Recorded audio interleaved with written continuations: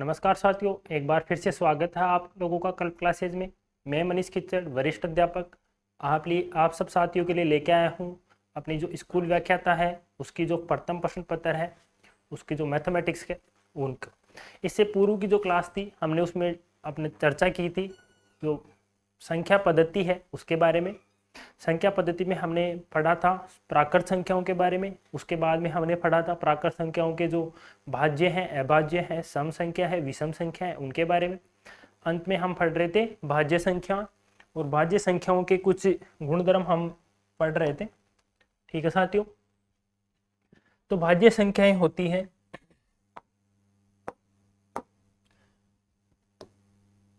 बहुत बार एग्जाम में आपको ऐसे क्वेश्चन पूछे जाते हैं साथियों कि जो भाज्य संख्याएं होती है उनमें सबसे छोटी भाज्य संख्या कौन सी होती है, सबसे बड़ी दो अंकों की सबसे छोटी भाज्य संख्या कैसी होती है, आपकी जो प्रथम 100 प्राकृत संख्याएं हैं उनके अंदर कितनी भाज्य संख्याएं होती है, कितनी अभाज्य संख्याएं होती है। इस प्रकार के क्वेश्चन आपसे एग्जाम में पूछे जाते हैं। ठीक है साथियों, तो हम इस क्लास में उन्हीं के बारे में चर्चा करेंगे और स्टार्ट करते हैं अभाज्य संख्याओं से। तो चलिए साथियों, तो भाज्य संख्याएं हमने बात की थी कि अभाज्य संख्याएं कौन सी होती है साथियों। तो अभाज्य संख्याएं वो होती है वो संख्याएं जिनमें स्वयं तथा एक के अलावा अन्य किसी संख्या का भाग नहीं जाए। हमने बात की थी अभाज्य संख्याओं के बारे में। अभाज्य संख्याएं कौन सी होती है जिनमें एक तथा स्वयं इसके अतिरिक्त अन्य किसी संख्या का भाग नहीं जाए। एग्जाम्पल के लिए हम देख रहे थे जैसे अपना 11 है, 11 में हमारा केवल भाग जाता है किसका, 11 का, और 1 का। अन्य किसी संख्या का 11 में अपने भाग नहीं जाता है। तो 11 अपनी कैसी संख्या है, एक अभाज्य संख्या है। तो ठीक है साथियों, अब हम बात करेंगे अपने एक, जो अपना एक है वो ना तो भाज्य संख्या है ना ही अभाज्य संख्या है। ठीक है साथियों, फिर अपन चलते हैं 2 के ऊपर। जो अपना 2 है वो सबसे छोटी अभाज्य संख्या है। एग्जाम में आपसे पूछा जा सकता है सबसे छोटी अभाज्य संख्या कौन सी है, तो आप वहां पे क्या लिखोगे, 2। ठीक है साथियों, इसके अलावा जो सबसे 2 एक सम संख्या भी है, इसलिए हम 2 को सबसे छोटी सम अभाज्य संख्या भी बोल सकते हैं। फिर हम चलते हैं 3 पर। तो 3 अपनी है वो सबसे छोटी विषम अभाज्य संख्या है। इसके अलावा इससे छोटी विषम संख्या 1 है, लेकिन 1 ना तो अपनी सम है और 1 जो अपनी है वो ना तो भाज्य है और ना ही अभाज्य है, इसलिए जो 3 है वो सबसे छोटी विषम अभाज्य संख्या होगी। ठीक है साथियों, फिर अपनी चलते हैं अपन 4। तो अपना 4 है वो एक सबसे छोटी भाज्य संख्या है। अब 4 अपन को बात करते हैं कि 4 भाज्य संख्या किस प्रकार से होगा। तो 4 का अपना हम गुणनखंड करके देखें तो इस प्रकार से हम 4 का गुणनखंड कर सकते हैं। 4 में कौन सी सबसे छोटी संख्या है, 4 जिसका भाग 4 में जाता हो, तो अपना 2 है जिसके 4 में भाग जाता है। 4 में हम भाग देंगे 2 बार, फिर से 2 का जाएगा 1 बार। इस प्रकार से हम इसका गुणनखंड निकाल लेते हैं। 2 को हम कितनी बार गुणा कर सकते हैं, 2 बार। इसको हम इस प्रकार से भी लिख सकते हैं, अर्थात अपना जो 4 है उसमें 1 का तो भाग जाएगा ही जाएगा, उसके अलावा 2 का भी जाएगा, और 4 है उसमें 1 का तो भाग जाएगा, उसके अलावा 2 का भी जाएगा, उसके अलावा 4 का भाग भी जाएगा। अर्थात अपना जो 4 है वो एक भाज्य संख्या है, क्योंकि इसमें 1 और 4 इन दोनों के अलावा 2 एक ऐसी संख्या है जिसका इसमें भाग जा रहा है, इसलिए 4 अपना क्या हो गया, भाज्य संख्या। अर्थात जो अपनी प्राकृत संख्या है उनमें जो सबसे छोटी भाज्य संख्या है वो कौन सी होगी, 4 होगी। उसके बाद में हम बात करते हैं 9। एक सबसे छोटी विषम अभाज्य संख्या है, सॉरी सबसे छोटी विषम भाज्य संख्या है। यहाँ पे एक बार आप थोड़ा सा, सबसे छोटी विषम भाज्य संख्या है अपनी, अब जैसा कि आप जानते हो कि 9 एक अभाज्य संख्या, 9 एक विषम संख्या है। किस प्रकार से है साथियों कि इसका इकाई का अंक है वो 0, 2, 4, 6 और 8 के अन्यथा अन्य संख्या है। तो अपना जो इनका विषम संख्या है कि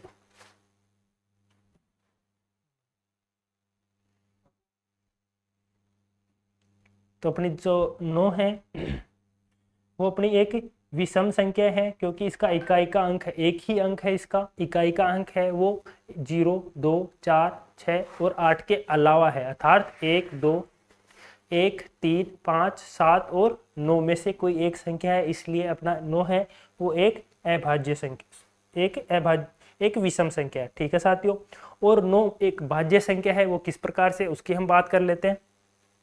9 का हम गुणनखंड करते हैं तो 3 गुणा 3 होता है, इसलिए 9 अपना एक कैसी संख्या हो गई साथियों, भाज्य संख्या हो गई। अर्थात हम ये बोल सकते हैं कि 9 है वो सबसे छोटी विषम भाज्य संख्या है। कैसी संख्या साथियों, सबसे छोटी विषम भाज्य संख्या। एक तो ये विषम है और दूसरी ये भाज्य है। ठीक है साथियों, भाज्य किस प्रकार से है, क्योंकि इसमें 1 और 9 के अलावा 3 एक ऐसी संख्या है जिसका 9 में भाग जाता है। अब हम आगे बात करते हैं 11। 11 एक ऐसी संख्या है, तो सबसे पहले तो हमें दिखाई दे रहा है कि इसके अंदर 2 अंक है, तो 2 अंकों की सबसे छोटी अभाज्य संख्या। कैसी संख्या साथियों, 2 अंकों की सबसे छोटी अभाज्य संख्या। एग्जाम में क्वेश्चन पूछा जा सकता है कि 2 अंकों की सबसे छोटी अभाज्य संख्या कौन सी है। उसमें हो सकता है आपको एग्जाम्पल 10 दे दे, एग्जाम्पल हो सकता है आपको 11 दे दे, 13 दे दे, हो सकता है 23 दे दे। तो इसके अंदर आपका आंसर होगा बी। तो 11 आपका एक सबसे छोटी अभाज्य संख्या है। हो सकता है इसमें आपको एक एग्जाम्पल 2 भी दे दे, लेकिन 2 आपकी एक अंक की सबसे छोटी अभाज्य संख्या है। और आपका जो 7 है वो एक अंक का सबसे बड़ा अभाज्य संख्या है। ठीक है साथियों, क्योंकि 7 में क्या है, अपने 1 और 7 का अलावा अन्य कोई संख्या ऐसी नहीं है जिसका इसमें जिस संख्या से ये क्या है कि पूर्ण विभाजित होती है। ठीक है साथियों, ये भी अपन यहाँ पे लिख लेते हैं।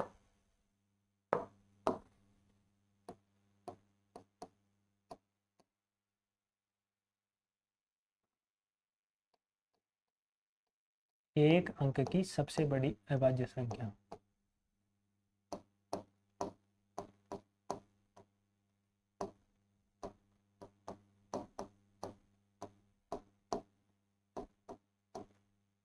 सबसे बड़ी अभाज्य संख्या। ठीक है साथियों, फिर हम बात करते हैं 2 अंकों की सबसे बड़ी अभाज्य संख्या के बारे में। तो 97 एक आपकी ऐसी संख्या है जो 2 अंकों की है और सबसे बड़ी अभाज्य संख्या है 2 अंकों की। फिर हम बात करते हैं 3 अंकों के बारे में। 101 अपना एक ऐसी संख्या है जो अभाज्य भी है और 3 अंकों की भी है। अर्थात 3 अंकों की जो सबसे छोटी अभाज्य संख्या है वो 101 है। उसके बाद में हम बात करते हैं 997 997 3 अंकों की सबसे बड़ी एक अभाज्य संख्या है। इसके अलावा इसके और भी डाटा बन जाते हैं, लेकिन हम ज़्यादा आगे नहीं जाएंगे। अपना जो एग्जाम में होगा उसमें इसी से संबंधित कोई क्वेश्चन पूछ लेगा। एक अपना क्वेश्चन था कि आपको संख्याएं दे दे, जैसे प्रथम 50 प्राकृत संख्याओं में कितनी संख्याएं अभाज्य है, ऐसा क्वेश्चन आने की संभावना है। या फिर इस क्वेश्चन इस प्रकार से भी पूछा जा सकता है कि प्रथम 100 संख्याओं में से, प्रथम 100 प्राकृत संख्याओं में से कितनी संख्याएं अभाज्य होती है। तो आपका क्वेश्चन इस प्रकार से हो सकता है, प्रथम 100 प्राकृत संख्याओं में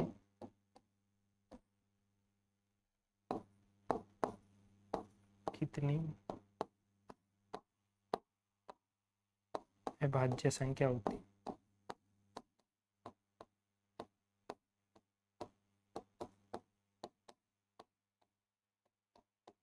ठीक है साथियों, ये क्वेश्चन आपके लिए है, ये क्वेश्चन आप ट्राई करना। उसके बाद में मैं अगली क्लास में इस क्वेश्चन का आंसर बताऊंगा, ये आपके लिए वर्क है। ठीक है साथियों, अब हम आगे बढ़ते हैं। आगे हम पढ़ेंगे सहअभाज्य संख्या। सहअभाज्य संख्या कौन सी होती है उसके बारे में बात करते हैं। कोई दो संख्याओं का अगर कोई दो संख्या एक दूसरे के लिए अगर प्राइम है तो उनको हम बोलते हैं सहअभाज्य। अर्थात कोई दो संख्या एक दूसरे के लिए अगर अभाज्य, अर्थात उन दोनों संख्याओं का आपस में कोई संबंध नहीं हो गुणा में। जैसे एग्जाम्पल के लिए मैं आपको एक एग्जाम्पल देता हूँ।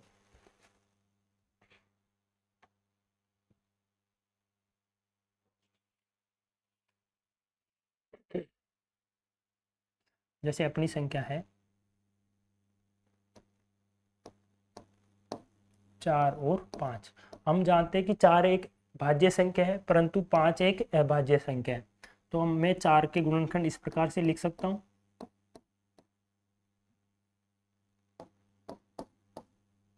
और 5 के गुणनखंड हम इस प्रकार से लिख सकते हैं। अब हम आराम से यहाँ पे देख पा रहे हैं कि इनके जो गुणनखंड है वो दोनों में एक समान नहीं है, एक के अलावा। अर्थात हम बोल सकते हैं कि एक के अलावा कोई ऐसी संख्या नहीं है जो इनके गुणनखंड में दोनों में समान हो, अर्थात कॉमन हो। तो इस प्रकार से हम बोल सकते हैं कि 4 और 5 क्या है, एक दूसरे के प्राइम में। इसी प्रकार से हम और भी एग्जाम्पल लिख सकते हैं।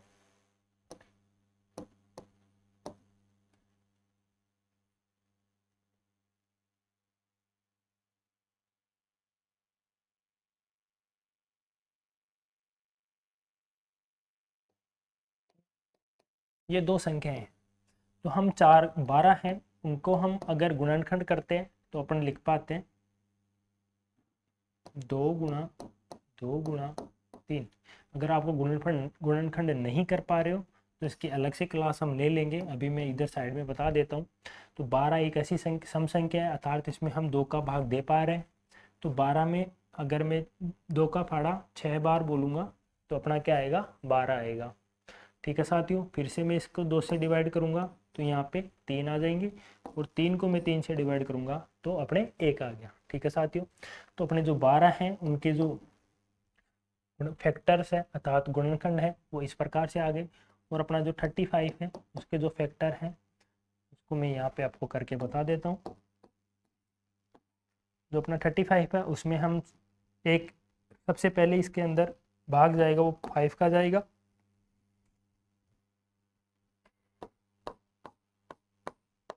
ठीक है साथियों। तो हम 35 को गुणनखंड हम इस प्रकार से कर सकते हैं। तो यहाँ पे भी हम देख पा रहे हैं कि दोनों संख्याओं में कोई ऐसी गुणनखंड नहीं है, कोई ऐसा गुणनखंड नहीं है जो दोनों में समान हो। इस प्रकार से हम यहाँ बोल सकते हैं कि 12 और जो 35 है, 12 और जो 35 है वो दोनों एक दूसरे के सह अभाज्य है। ठीक है साथियों, फिर हम आगे बात करते हैं अपने नेक्स्ट अपना जो टॉपिक रहेगा। हमने इससे पहले प्राकृत संख्याओं के बारे में पढ़ लिया, अब हम पढ़ेंगे पूर्ण संख्याएं।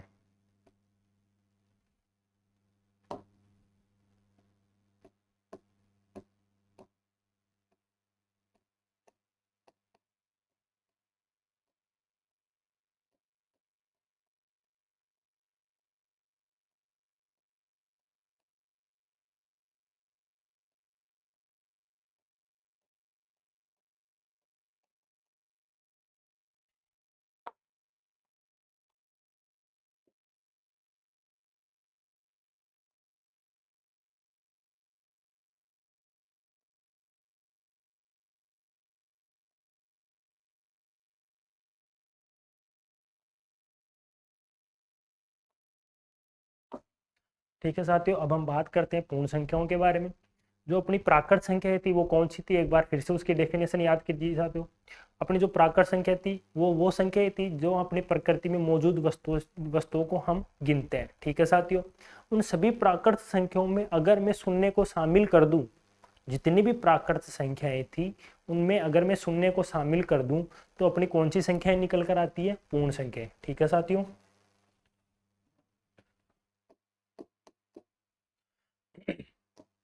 तो ये डेफिनेशन इसी प्रकार से हम लिखेंगे, सभी प्राकृत संख्याओं में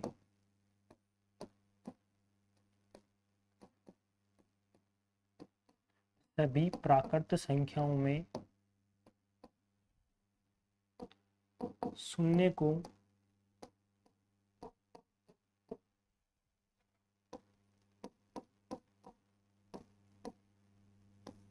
शामिल करने पर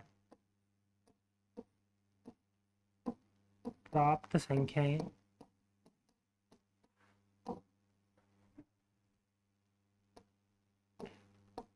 पूर्ण संख्याएं कहलाती।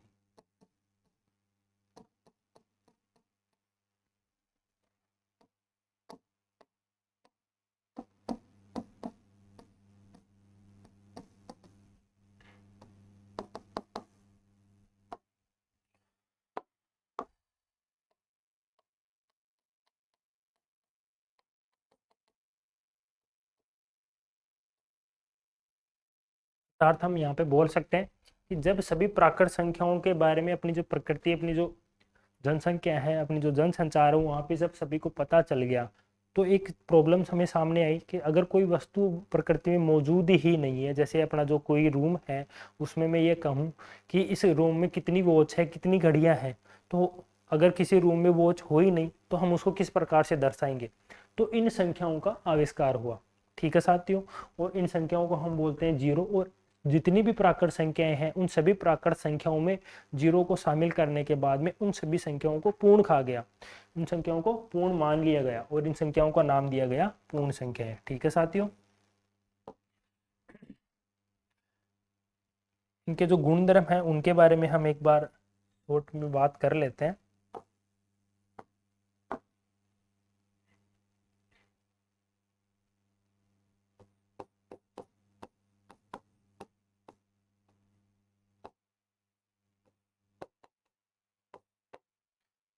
तो कोई भी दो पूर्ण संख्याओं को जोड़ने पर हमें एक पूर्ण संख्या ही प्राप्त होगी। इसके अलावा हम बात करते हैं कि कोई भी एक पूर्ण संख्या में से अन्य पूर्ण संख्या घटाने पर आवश्यक नहीं है कि वो एक पूर्ण संख्या प्राप्त होगी। ये वही प्रॉपर्टीज है जो हमने प्राकृत संख्याओं में पढ़ी है, वही एक सेम रूल है उनका। एग्जाम में आपसे ये भी पूछा जा सकता है, तो हम बात कर लेते हैं।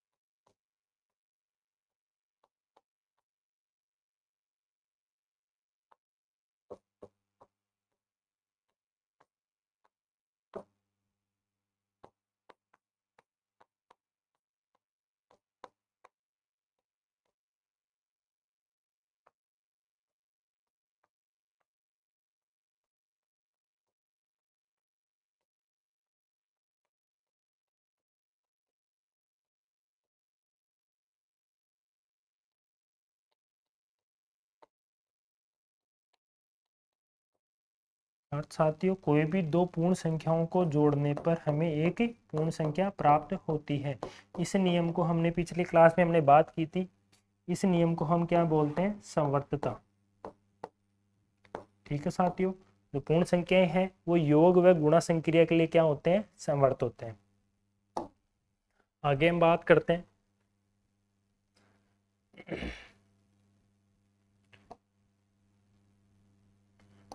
परंतु व्यवकलन करने पर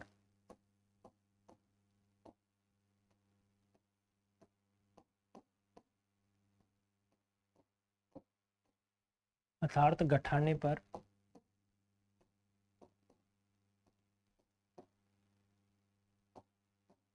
हमें पूर्ण संख्या प्राप्त होना आवश्यक नहीं है।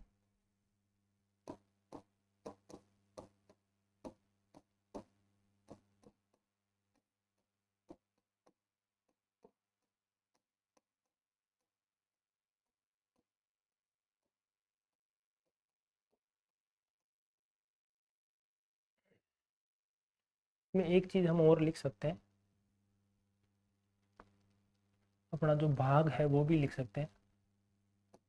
भाग तो किसी के लिए नहीं होगा, तो साथियों वो हम बाद में एक साथ देख लेंगे। इसके अलावा हम बात करें कि पूर्ण संख्याओं में सबसे छोटी पूर्ण संख्या कौन सी है, इसके बारे में अगर हम बात करें तो हमने बात की है कि सभी प्राकृत संख्याओं में हम शून्य को शामिल करते हैं। तो हम ये बोल सकते हैं कि सबसे छोटी जो पूर्ण संख्या है वो शून्य है। और जो सबसे बड़ी पूर्ण संख्या है वो कौन सी होगी साथियों, उसको हम डिसाइड नहीं कर सकते, क्योंकि वो संख्या कहाँ पे जाती है? अनंत पर जाती है, और अनंत पर किसी संख्या को चुनना असंभव है। ठीक है साथियों, तो सबसे छोटी पूर्ण संख्या कौन सी है?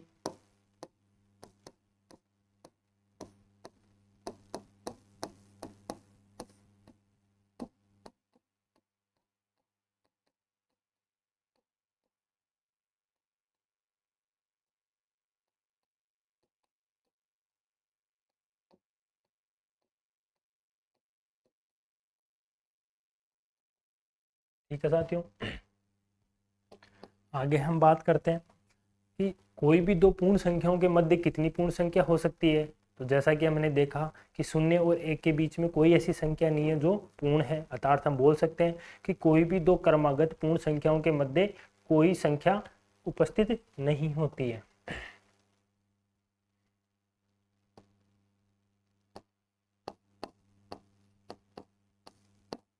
किन्हीं दो क्रमागत, क्रमागत का मतलब है यहाँ पर दो लगातार संख्याओं से।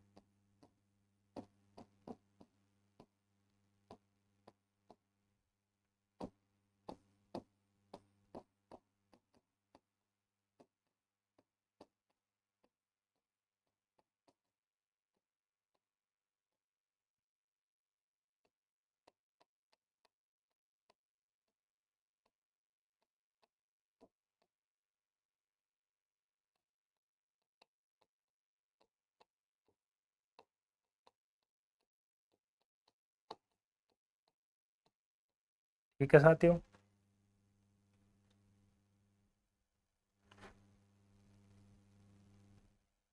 और हम यहाँ पे बात कर सकते हैं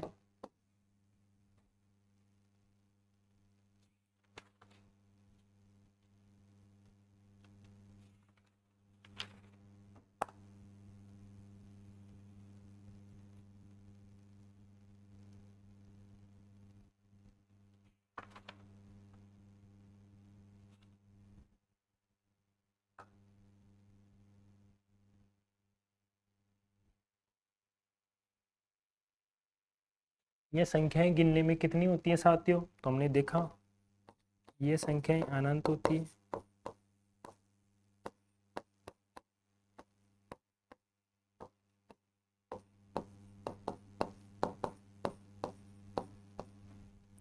ठीक है साथियों, इसको हम यहीं तक रखते हैं।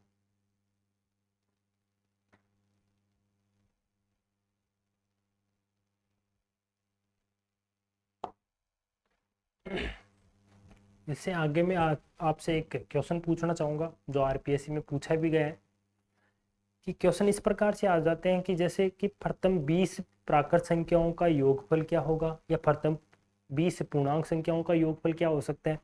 आपसे क्वेश्चन पूछे गए प्रथम 100 प्राकृत संख्याओं का क्या हो सकता है, प्रथम 50 के बारे में पूछे जा सकते हैं, या फिर बीच में से भी कोई संख्याओं के बारे में पूछा जा सकता है। ठीक है साथियों, तो जैसे ये भी क्वेश्चन मैं आपसे पूछूं, हम यहाँ पे क्वेश्चन करते हैं एक जो कि आरपीएससी में पूछा गया है। प्रथम 20 प्राकृत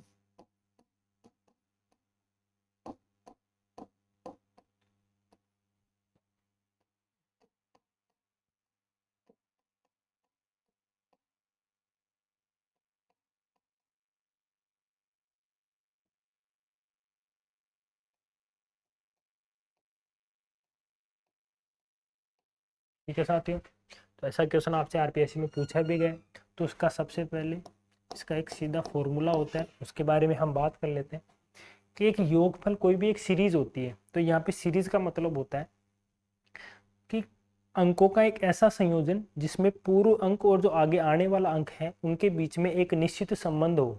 जैसे हम बात करते हैं 0 1 2 3 4, तो हम यहाँ पे एक सीरीज देख रहे हैं कि प्रत्येक दो अंकों के बीच में एक अंक की बढ़ोतरी हो रही है। ठीक है साथियों, जो पूर्व अंक है उसके बाद आने वाला जो अंक है उसमें हम क्या जोड़ रहे हैं, एक जोड़ रहे हैं। ऐसे ही हम सीरीज इस प्रकार से भी बना सकते हैं कि आगे आने वाले अंक में हम 2 जोड़ दें या 3 जोड़ दें या 5 जोड़ दें। तो इस प्रकार से बनने वाली जो सीरीज है उसको हम इस प्रकार से लिख दें कि हम जो पहला अक्षर है वो ए होगा, इसके बाद आने वाला अक्षर ए प्लस डी होगा, उसमें हम कोई दूसरी संख्या जोड़ दें, और जो जोड़ इन दोनों के बीच में जोड़ा है इस ए प्लस डी में मैं एक बार डी को और जोड़ दूं।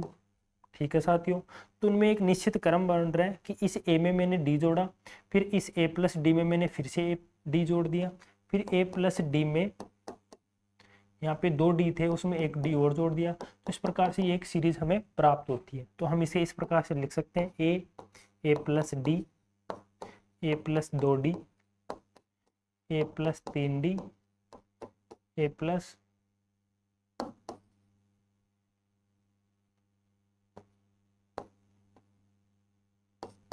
4D। इस प्रकार से हमें एक सीरीज प्राप्त हो रही है।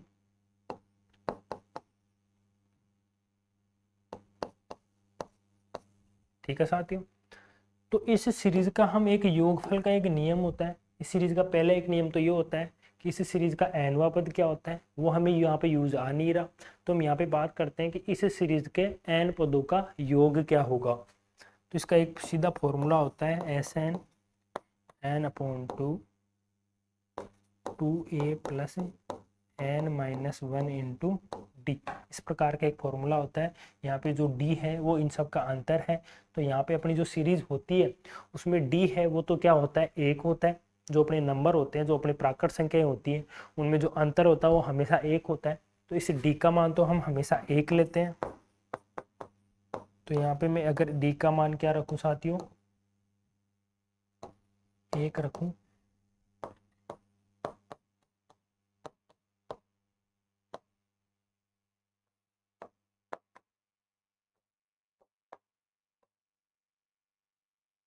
और जो अपना प्रथम अक्षर है वो हम बात करें, अगर एक जो प्रथम अंक है वो अपना एक हो तो हम इसको इस प्रकार से लिख सकते हैं।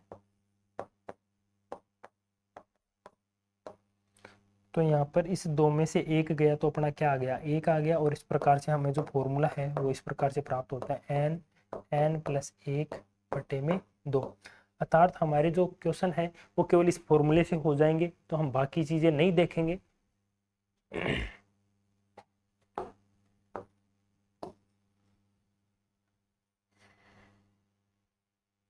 हमें केवल इस फॉर्मूले से तात्पर्य है कि प्रथम हमने बात की है प्राकृत संख्याओं के पर्सपेक्टिव में, तो अपना जो फॉर्मूला है, अपना जो सूत्र है वो क्या होगा,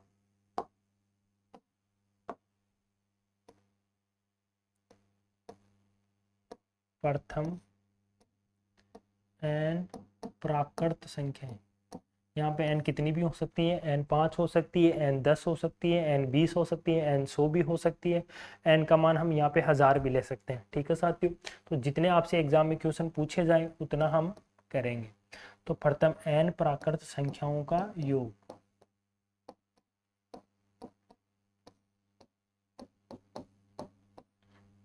ये जो अपना सूत्र है वो क्या होगा, अभी हमने देखा n+1/2 डिवाइड बाई 2। ठीक है साथियों, तो जो हमारा क्वेश्चन है वो क्या पूछ रहा है कि प्रथम 20 प्राकृत संख्याओं का योग पूछा है। अर्थात अपने यहाँ पे मान क्या होगा, n का मान क्या दिया हुआ है, 20। ठीक है साथियों, तो इस फॉर्मूले में हम n का मान क्या रखेंगे, 20।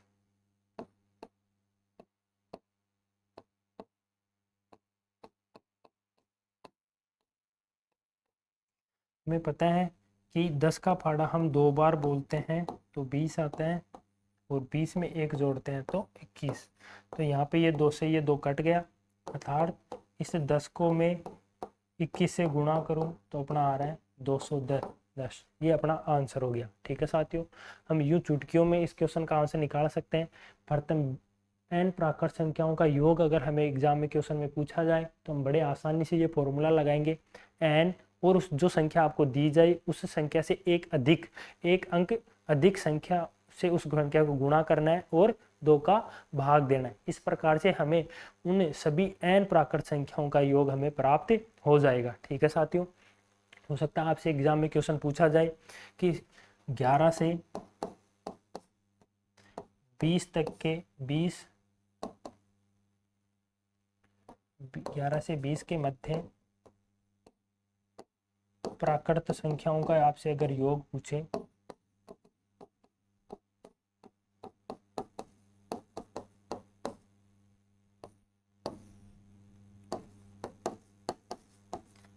तब भी आपको ऐसा ही करना है। आपको पता है कि 1 से 20 के प्राकृत संख्याओं का योग अपना 210 होता है, और इन 1 से 20 तक की प्राकृतिक जो संख्याएं होती है उनके योग में से मैं अगर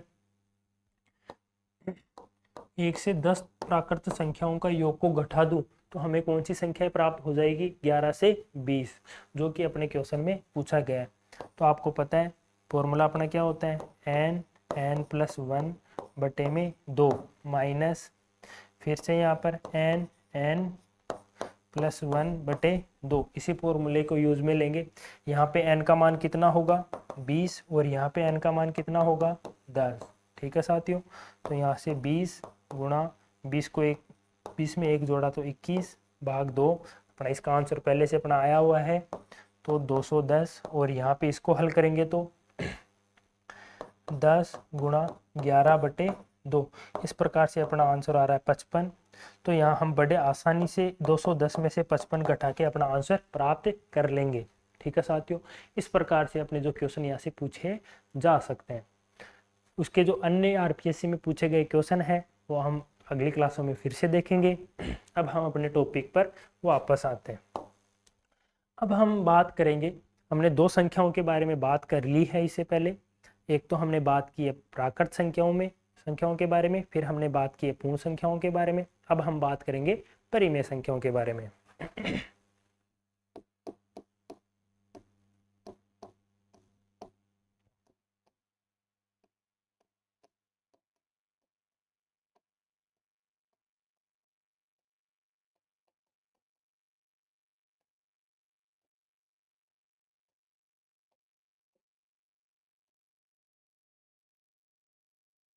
ठीक है साथियों, परिमेय संख्या क्या होती है? वो संख्याएं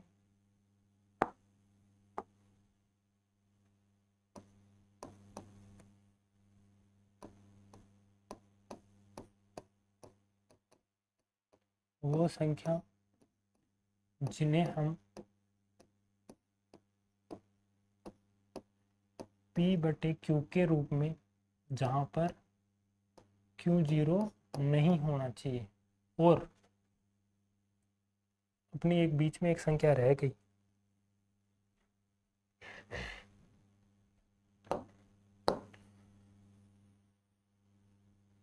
पूर्णांक संख्या अपने बीच में छोड़ दी।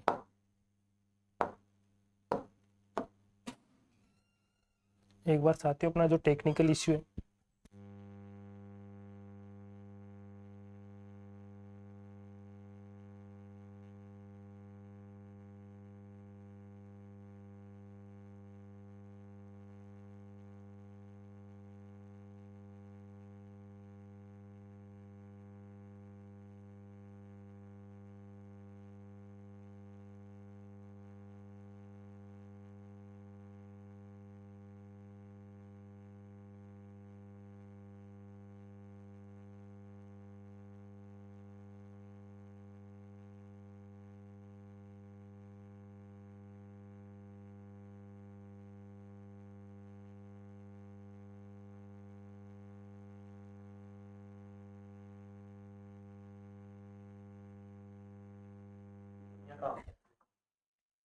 सॉरी साथियों एक बार थोड़ा टेक्निकल इश्यू आ गया था। हमारे जो बीच में संख्या छूट गई थी वह है अपनी पूर्णांक संख्या है।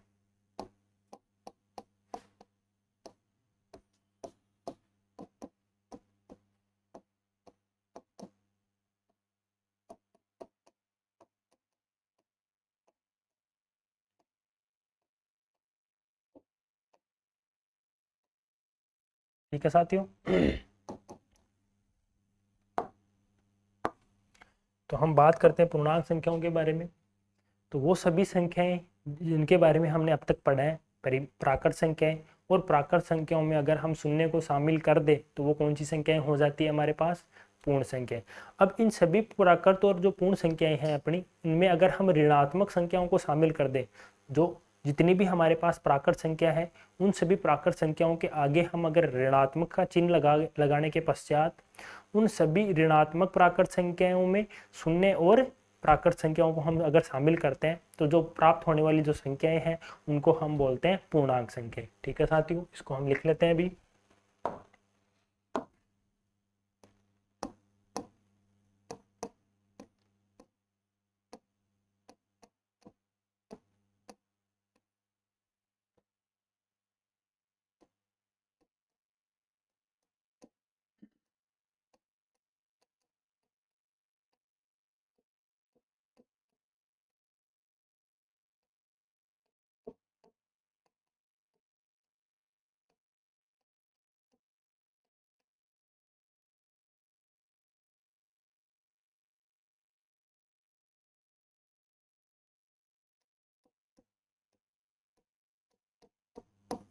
शून्य एवं ऋणात्मक प्राकृत संख्या। तो ऋणात्मक प्राकृत संख्याएं वो होगी जो सभी प्राकृत संख्याओं के आगे अगर हम ऋणात्मक का चिन्ह अगर हम लगा दें तो उन सभी संख्याओं को हम बोलेंगे ऋणात्मक प्राकृत संख्या।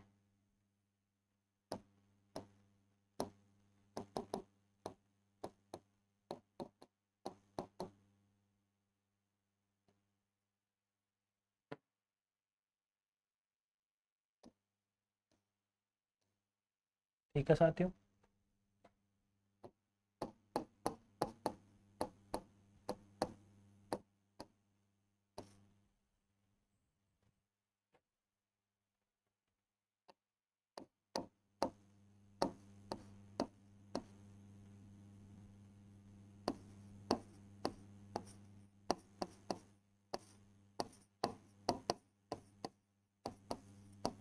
शामिल करने पर प्राप्त संख्याओं के समूह को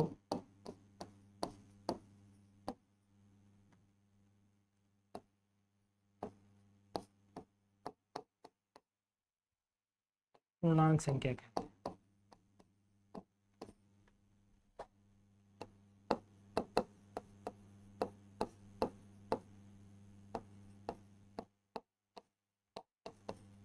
इन सभी संख्याओं को हम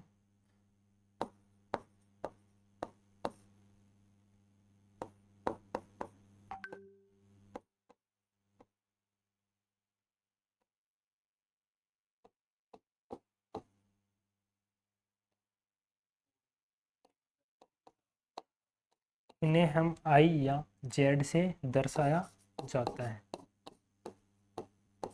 ठीक है साथियों। तो हमने बात की है पूर्णांक संख्याओं के बारे में। तो पूर्णांक संख्या हमारी कौन सी है? जितनी भी हमारी प्राकृत संख्याएं हैं उन प्राकृत धनात्मक प्राकृत संख्याओं में हम अगर शून्य और ऋणात्मक प्राकृत संख्याओं को हम शामिल कर दें तो जो प्राप्त संख्याओं का जो समूह है अपना वो कौन सा होगा? पूर्णांक संख्या होगा। ठीक है सर। ये संख्या माइनस अनंत से प्रारंभ होकर इन संख्याओं में ऋणात्मक संख्याओं के अलावा शून्य को शामिल करते हुए सभी धनात्मक प्राकृत संख्याओं को शामिल करने पर ये अनंत तक चलती है। उन संख्याओं को क्या बोलते हैं? अपनी जो पूर्णांक संख्या, अपनी पूर्णांक संख्या। ठीक है साथियों। इनके जो गुणधर्म है उनके बारे में हम एक बार चर्चा कर लेते हैं। इनसे पहले जो हमने संख्याएं को गुणधर्म के जो बारे में संक्रियाओं के गुणधर्म और इनकी जो सबसे छोटी संख्या और जो सबसे बड़ी संख्या उनके बारे में हम यहाँ पे बात कर लेते हैं। यहाँ पे क्वेश्चन इस प्रकार से बन सकता है कि जो ऋणात्मक प्राकृत संख्या है या फिर ऋणात्मक अपनी जो पूर्णांक संख्याएं हैं उन ऋणात्मक पूर्णांक संख्याओं की जो सबसे बड़ी संख्या अगर पूछी जाए तो हमें बताना है कि जो ऋणात्मक संख्याएं होती है वो सबसे जो छोटी संख्या होती है वो सबसे बड़ी संख्या होती है और वो कोई अगर संख्या जितनी ज़्यादा बड़ी होती है वो उतनी ही छोटी होती है। तो यहाँ पे सबसे बड़ी ऋणात्मक संख्या,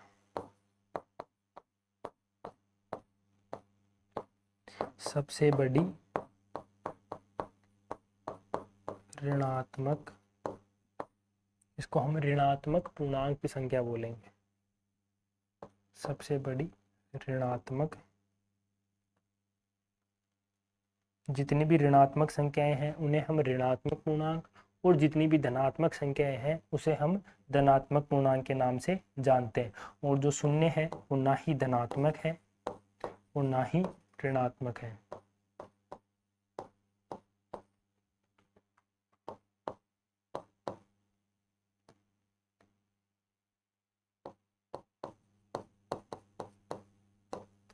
ठीक है साथियों।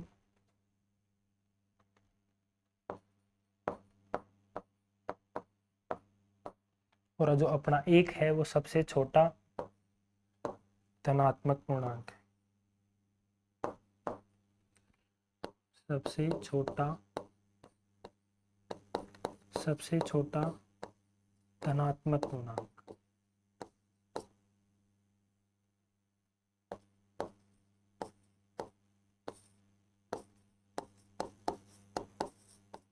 यहाँ से कि एग्जाम में बहुत बार क्वेश्चन पूछा जाता है साथियों, तो ये आपको देखना है। ठीक है साथियों। इसके अलावा अगर हम बात करें कि कोई दो पूर्णांकों को अगर हम योग या फिर व्यवकलन करें तो हमें एक पूर्णांक संख्या ही प्राप्त होती है। तो इसके बारे में हम बात कर लेते हैं।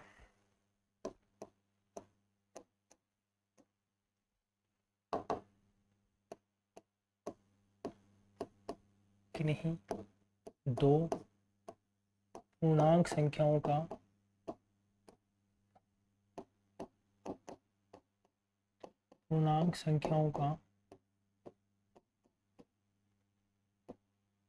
योग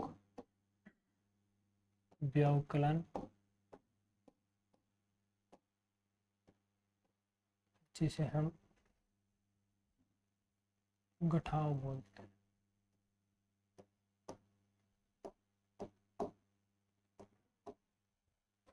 योग व्यवकलन गुणन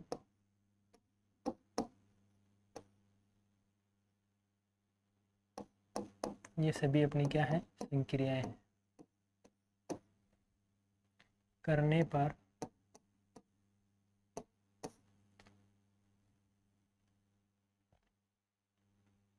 पूर्णांक संख्या प्राप्त होती है।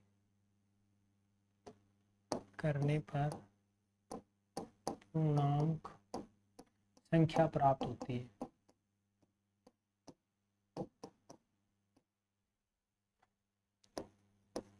इस नियम को हम क्या बोलते हैं साथियों, संवर्त। अर्थात ये योग व्यवकलन और गुणन संक्रिया के लिए क्या होते हैं, संवर्त होते हैं। ठीक है साथियों। आगे हम इनके बारे में बात कर चुके हैं कि सबसे बड़ी जो ऋणात्मक पूर्णांक संख्या है वो 1 होती है। सबसे छोटी आपकी जो धनात्मक पूर्णांक संख्या है वो एक होती है। सबसे बड़ी जो ऋणात्मक पूर्णांक संख्या है वो -1 होती है। सबसे छोटी धनात्मक आपकी जो पूर्णांक संख्या है वो 1 होती है। और ऐसी संख्या जो ना धनात्मक है और ना ही पूर्णांक है, तो ऐसा पूर्णांक कौन सा है, आपका 0 है। ठीक है साथियों। अब हम आगे बढ़ते हैं। आगे हमने एक संख्या पढ़ी थी, वो थी परिमेय और अपरिमेय। इस क्लास में हम परिमेय और अपरिमेय संख्याओं तक पढ़ेंगे। उसके पश्चात हम अगली क्लास में पढ़ेंगे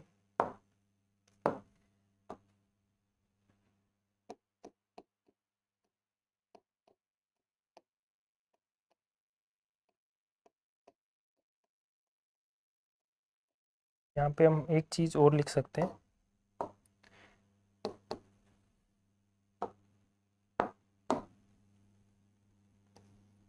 किन्हीं दो अपनी जो कोई दो पूर्णांक संख्याओं के मध्य कोई अन्य पूर्णांक संख्या हमें प्राप्त नहीं होती है। जैसे हम बात करते हैं कि 3 और 4 है, दोनों पूर्णांक है, दोनों क्रमागत पूर्णांक है, तो इनके मध्य कोई अन्य पूर्णांक संख्या नहीं आती है। तो हम इस चीज को भी लिख लेते हैं, किन्हीं दो क्रमागत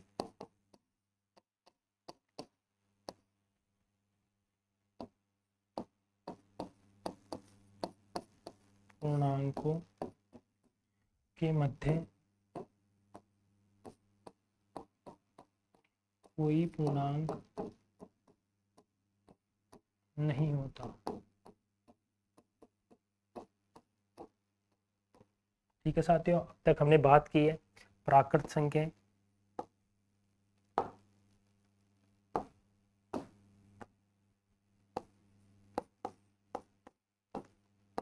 तो जितने भी अपनी जो प्राकृत संख्याएं होती है वो सभी प्राकृत संख्याएं अपनी पूर्ण संख्याओं में शामिल होती है।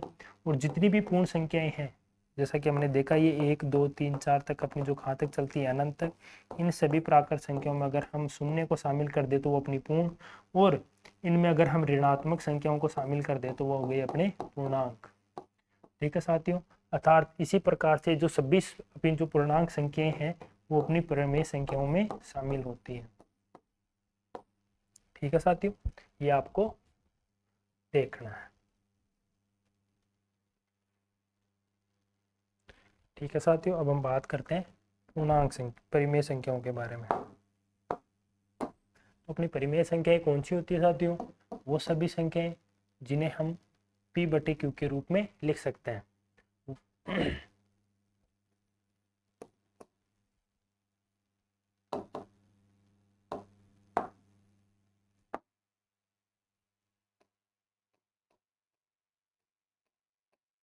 वो संख्या जिन्हें हम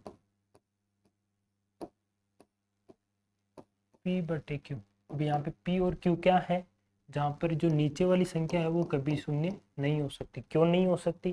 क्योंकि हम कोई भी संख्या देखते हैं, जैसे हम बात करें कोई भी संख्या 5 है, उसमें अगर हम 0 का भाग दें तो ये संभव नहीं है, क्योंकि किसी भी संख्या में शून्य का भाग नहीं जा सकता। और अगर हम भाग देने का प्रयास करें तो हम उसको बोलेंगे अपरिभाषित, क्योंकि यह इसकी जो परिभाषा है वो संभव नहीं है। ठीक है साथियों, इसलिए इसको हम 0 का भाग नहीं दे सकते। तो यहाँ पे क्यों 0 नहीं होना चाहिए। और अपने जो P और Q है,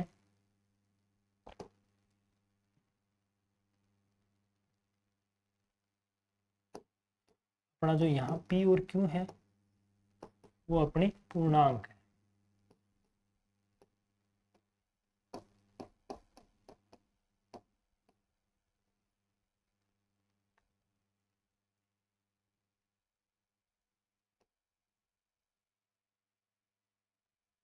ठीक है साथियों, जिन्हें हम P बटा Q के रूप में लिख सकते हैं।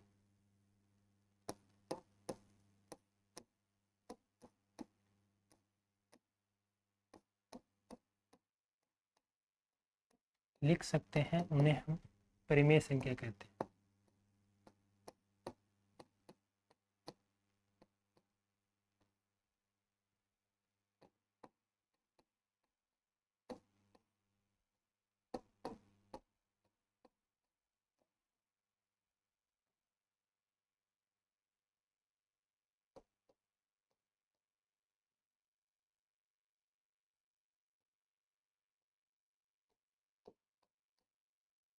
ठीक है साथियों,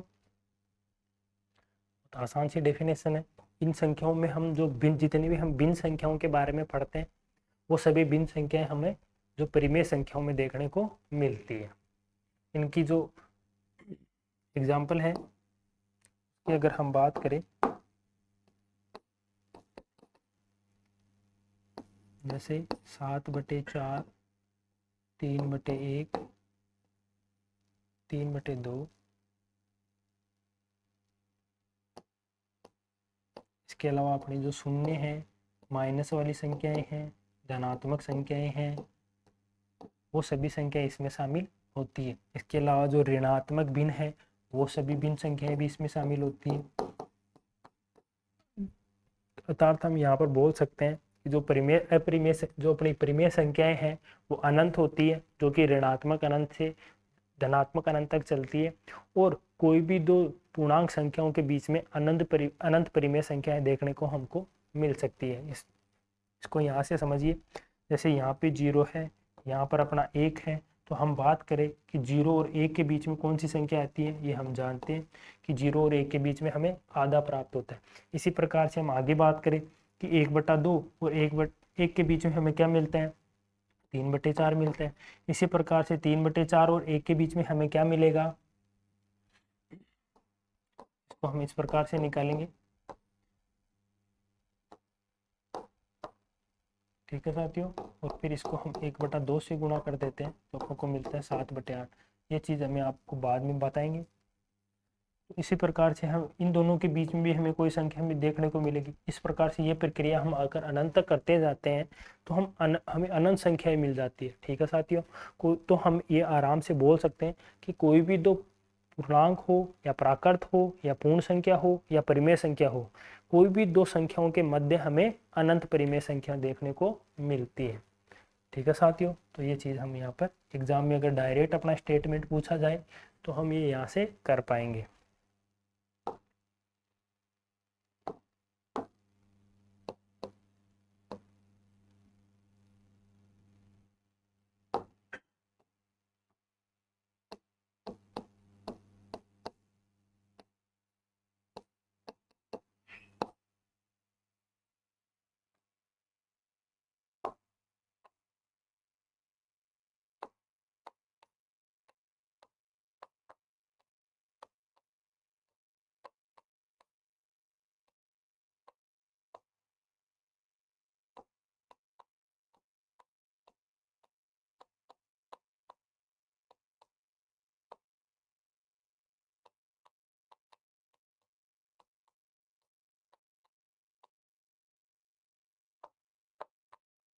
किन्हीं दो पूर्णांक या परिमेय संख्याओं के मध्य अनंत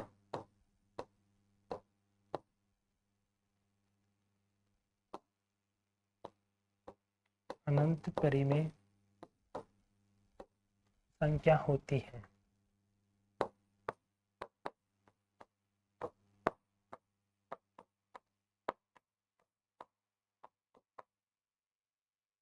साथियों, आगे हम बात करते हैं।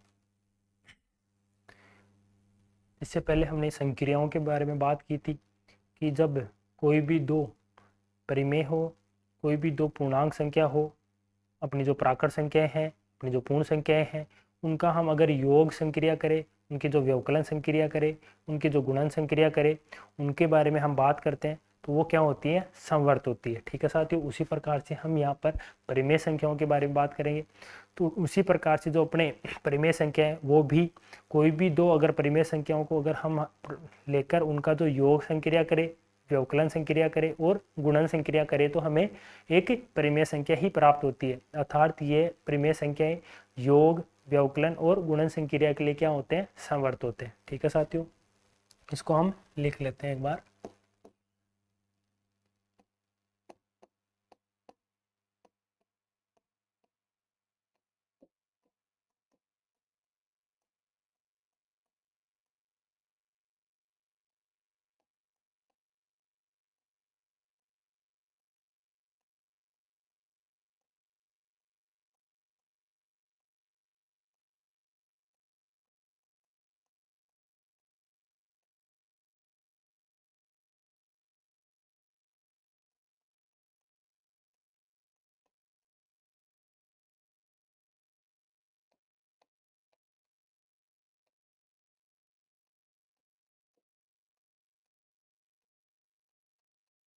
अर्थात हम कोई भी दो परिमेय संख्याओं का योग, व्यवकलन और गुणा करें तो हमें एक परिमेय संख्या प्राप्त होगी। अगर हम किसी परिमेय संख्या में अन्य परिमेय संख्या का भाग दें तो अगर भाग देने वाली संख्या अगर शून्य नहीं है तो भी हमें एक परिमेय संख्या प्राप्त होगी। अर्थात अगर हम परिमेय संख्या का भाग दें जो कि 0 के बराबर नहीं हो तो हमें प्राप्त होने वाली संख्या परिमेय के रूप में प्राप्त होती है। ठीक है साथियों, अर्थात यह भाग के लिए संवर्त होती है, भाग संक्रिया के लिए संवर्त होती है।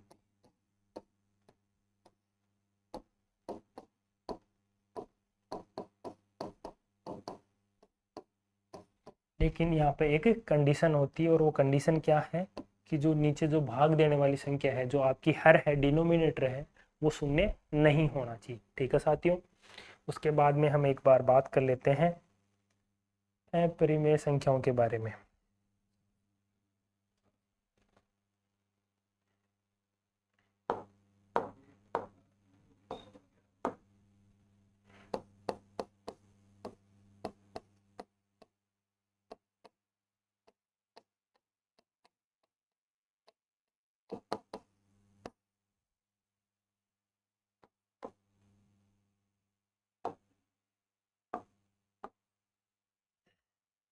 वे संख्याएं जिन्हें हम p बटा q के रूप में नहीं लिख सकते वो अपनी हो गई अपरिमेय।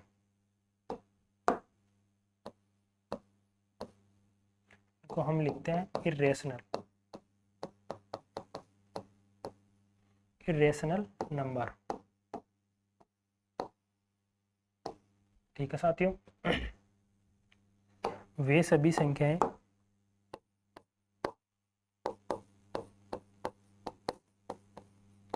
सभी संख्याएं जिन्हें हम p बटा q के रूप में, जहाँ पर q 0 नहीं हो और p और अपना q है वो क्या है? प्राकृत संख्या है, पूर्ण संख्या है, पूर्णांक संख्या।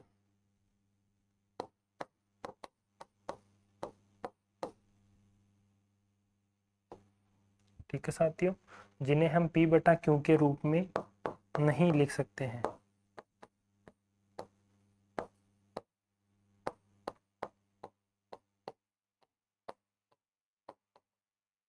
उन्हें हम अपरिमेय संख्या कहते हैं।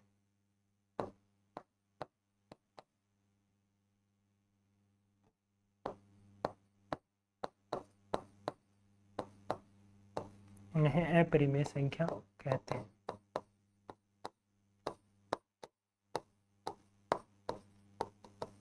ठीक है साथियों, तो एक जो संख्या रेखा होती है अपनी, इस संख्या रेखा के ऊपर जितनी भी संख्याएं होती है वो परिमेय या अपरिमेय होती है। इन सभी परिमेय और अपरिमेय संख्याओं के जो समूह है होता है उसको हम बोलते हैं वास्तविक संख्या। उसके बारे में हम बात करेंगे अगली क्लास में। अपनी इस एक क्लास है वो काफ़ी बड़ी हो गई है। ठीक है साथियों, इस क्लास को हम यहीं समाप्त करते हैं। धन्यवाद।